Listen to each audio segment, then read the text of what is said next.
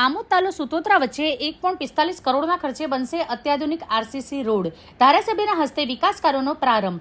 ભરૂચ જિલ્લાના આમોદ તાલુકાના ગ્રામ્ય વિસ્તારોમાં કનેક્ટિવિટી સુધારવા, ગ્રામીણજનોની જનજીવનને વધુ સુવિધાજનક બનાવવા માટે લક્ષ્યાંક સાથે વધુ એક મહત્વનું કદમ ઉઠાવવામાં આવ્યું છે.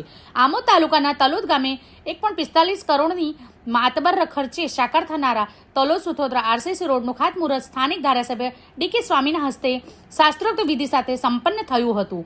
વર્ષોથી આ વિસ્તારના રહીશો દ્વારા પાકા રસ્તાની માંગ કરવામાં આવી રહી હતી. ખાસ કરીને ચોમાસા દરમિયાન કાચા રસ્તાઓ પર કાદવ કીચડના કારણે વાહન ચાલકોને રાહદારીઓને ભારે હાલાકી ભોગવવી પડી હતી.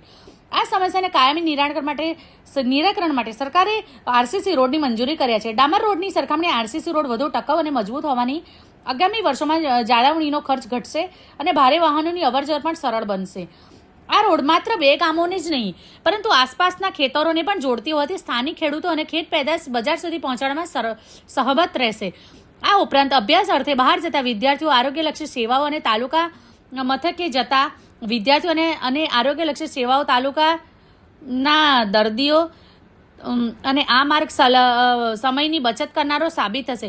ખાતમુહૂર્ત સમયે ધારાસભ્ય તકતી અનાવરણ કરીને કાર્યનો પ્રારંભ કરાવ્યો. તેમણે સંબોધતા જણાવ્યું છે કે છેવાડાના માનવી સુધી વિકાસના ફળ પહોંચાડવાને કટિબદ્ધ છીએ. આમોદ તાલુકાના રસ્તાઓનું નેટવર્ક મજબૂત બનાવીને ગ્રામીણ અર્થતંત્રને વેગ આપવામાં આવ્યો છે. આ પ્રસંગે સ્થાનિક ધારાસભ્ય સાથે તલોદ સુતોત્રા ગામના સરપંચના અગ્રગણ્યો, મોટી સંખ્યામાં ગ્રામજનો ઉપસ્થિત હતા.